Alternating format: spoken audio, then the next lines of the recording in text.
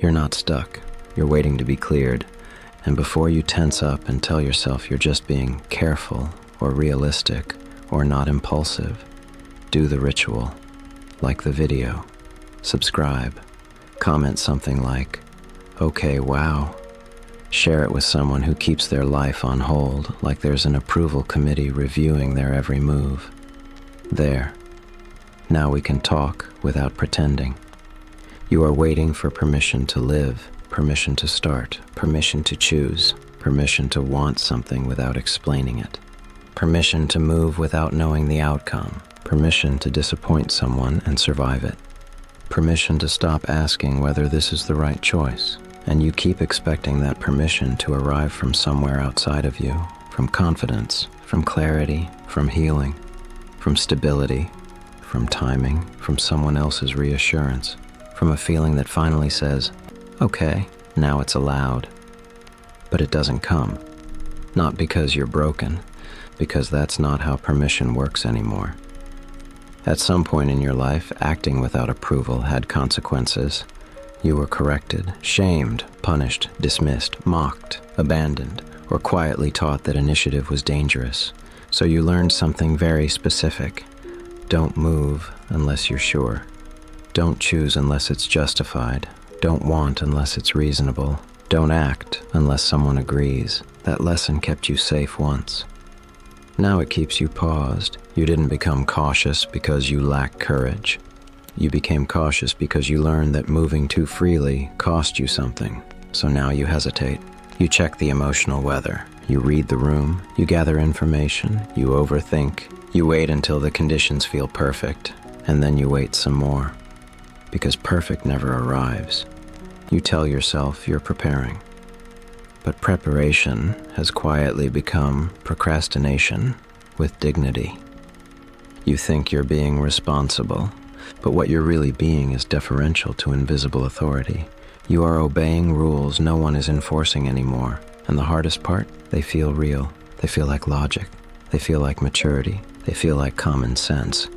But they're not coming from the present. They're coming from memory. You are still living as if someone else has the final say over your life. You don't trust yourself to decide. So you outsource permission. You look to other people's opinions, to cultural milestones, to external validation, to circumstances lining up just right. You say things like, "I'll start when I feel more confident. I'll decide once I'm more healed. I'll move forward when I'm sure. I just need a little more clarity." But clarity doesn't come before movement. It comes after. Confidence doesn't precede action. It follows it. And you already know this. You've seen it play out in other people's lives. You just don't trust it for yours. Because if you act without permission and it goes wrong, there's no one left to blame. That's the real fear. Waiting keeps you safe from ownership. As long as you haven't started, you can't fail. As long as you haven't chosen, you can't be wrong. As long as you haven't committed, you can't disappoint anyone. So you stay suspended, not miserable enough to revolt, not alive enough to feel engaged, just hovering. Your life feels like it's in draft mode, like it hasn't officially begun yet, like you're watching yourself from a distance, waiting for the moment when it finally makes sense to step in. And that moment never comes, because there is no external authority left to grant it. Here's the part that's uncomfortable to admit. Waiting for permission protects you from grief. If you don't start, you don't have to mourn the life you didn't get. If you don't choose, you don't have to face the limits of your choices. If you don't commit, you don't have to confront reality. Permission delays loss. Because choosing something means not choosing something else. And that means letting go. You're not afraid of action. You're afraid of finality. So you keep everything open-ended, vague, possible. Possibility feels safer than reality when reality once hurt. You tell yourself you're being patient, but patience is active. This is avoidance dressed up as virtue, and the cost of this waiting is subtle but brutal. Time passes, opportunities close quietly. Your life fills up with maintenance instead of meaning. You don't feel dramatically unhappy. You just feel strangely absent from your own life, like you're always about to begin, but never quite there. Here's another layer. You might be waiting for permission because you learned that your desires were inconvenient, that wanting more created tension, that wanting differently caused disappointment, that wanting at all made you selfish or unrealistic, so you stopped trusting your wants. You learned to defer them, minimize them, rationalize them away. You became very good at explaining why now isn't the right time. And that explanation became your cage. You don't believe you're allowed to build a life around what you want. You believe you're supposed to earn it first, justify it, deserve it. So you keep waiting until you feel worthy. But worthiness is not a state you achieve. It's a belief you either practice or don't, and you keep postponing it. Here's the quiet grief underneath all of this. You are living a life shaped more by avoidance than by choice. Not because you're passive, because you're cautious to the point of paralysis.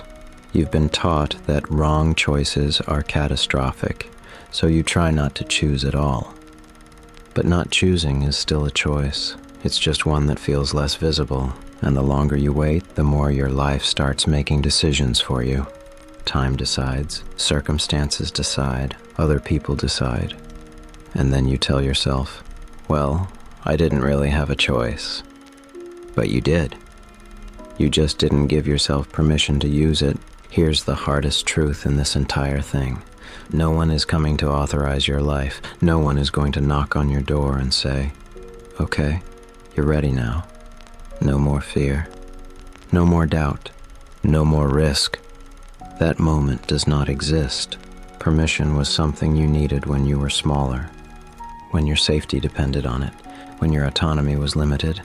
Now it's just a habit, a reflex, a leftover survival strategy, and survival strategies don't update themselves. They have to be noticed. You're not irresponsible for wanting to move. You're not reckless for wanting more.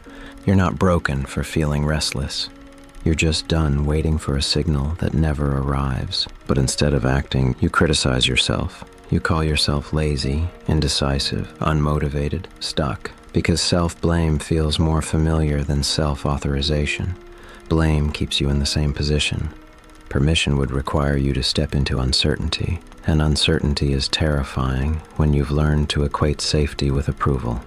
Here's another uncomfortable piece. Waiting for permission keeps you innocent. If you never fully live, you never fully fail. You never fully succeed. You never fully find out who you are. Innocence feels safe. Experience feels risky. So you preserve your potential instead of cashing it in. You stay someone who could, instead of becoming someone who did. That identity feels protected. But it's also empty because potential doesn't hug you back. It doesn't satisfy you. It doesn't build a life. It just sits there, quietly accusing you. You are not scared of living. You are scared of living without supervision. You're scared of standing alone in your choices, of saying, this is what I want, and letting the outcome belong to you. So you wait for a system, a structure, a rule book, something to tell you you're doing it right. But life doesn't give gold stars. It gives consequences and meaning only shows up when you participate. Here's the clarity: without motivation and without comfort, waiting for permission is not neutral. It is slowly erasing your agency. Every day you wait, you reinforce the belief that your life belongs to someone else's approval. Every day you delay, you teach yourself that your desires are optional. Every day you hesitate, you strengthen the fear that you can't be trusted with your own choices. This isn't about bravery, it's about honesty. Honesty about the fact that no amount of preparation will make this feel safe. Honesty about the fact that certainty is not coming. Honesty about the fact that living requires risk. You don't need to be fearless. You don't need to be confident. You don't need to be healed. You just need to stop pretending that permission is something you're waiting to receive instead of something you're avoiding giving yourself. This isn't encouragement. It's not advice. It's not a call to action. It's the truth behind the pause you keep calling patience. You're not stuck. You're just still waiting for someone to say it's okay, and no one is coming.